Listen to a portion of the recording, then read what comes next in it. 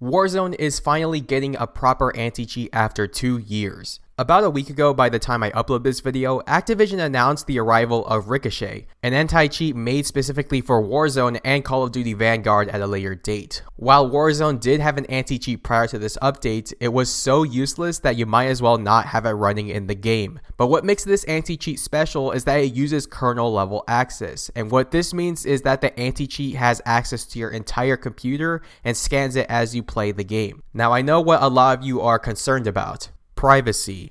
Thankfully, Activision themselves said that the anti-cheat will only be running when you're playing the game, so you don't have to worry about Activision spying on you when you're doing your homework. This was a concern with Valorant's anti-cheats as it remained on even when you're not playing the game. I've heard people saying that these anti-cheats have a reputation of bricking your hardware, but I can't recall this ever happening to anyone. And based on my experience with multiple different anti-cheats with kernel level access such as Faceit, BattleEye, Easy Anti-Cheat, and Riot's Vanguard, I haven't had any major issues with them. I think the only people that are against this, aside from the cheaters themselves, are those extremely private people that want to keep everything they do in their life a secret, which I'm not against, but if you want to counter cheaters, I think this is the best way to do it. If you're not that kind of person, which is most of you watching this video, you shouldn't have anything to worry about.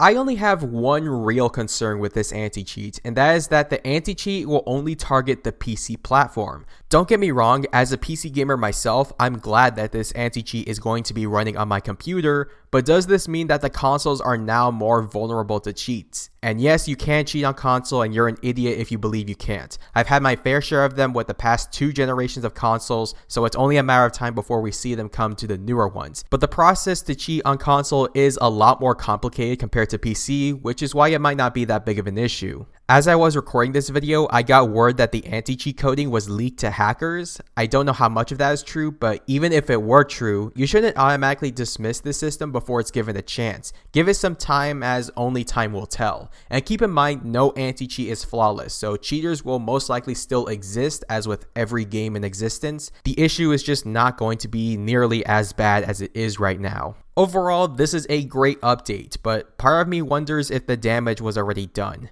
Based on feedback from social media and from my previous videos talking about crossplay, the console community flat out hates PC gamers as they've been fed a false representation of the PC gaming experience. They believe that all PC gamers do is cheat and hack on games. They want them to be eradicated from crossplay, and I've even had entire parties bail on matches when they see the Blizzard icon next to my name, even when I'm playing with a controller, when all we want to do is play Call of Duty with our friends without paying $500 for a box just to play one game. Let me tell you how annoying this would be if developers actually started to isolate PC gamers. Currently, in order for me to play Destiny 2's Gambit mode with my console friends, I would have to be lucky enough to get a $500 current gen or a used $200 last gen PlayStation, download 100 gigabytes worth of storage just to play a few matches with my friends, while Xbox and PlayStation don't even have to pay a dime to play with each other. And it gets even worse if they start implementing that in pay-to-play games such as Call of Duty. Let's say the next Call of Duty Vanguard is console crossplay only. I would have to go out and get that console, pay $60 for a new game, maybe $70 depending on the console, pay for online just to play 1 to 2 matches with my friends, which is just no on so many levels. While there are other concerns such as balancing issues with things like peripherals and in-game performance, which I think is an actual concern and something we can have a mature conversation about, cheaters really are the #1 reason why console gamers don't want PC gamers in their lobbies. I've even had people tell me that they refuse to convert to PC simply because they believe that all PC games are full of cheaters, which is 100% untrue, as most PC games have cheaters under control. It's just really difficult to convince people of it after what happened with Warzone before this update, and who could blame them?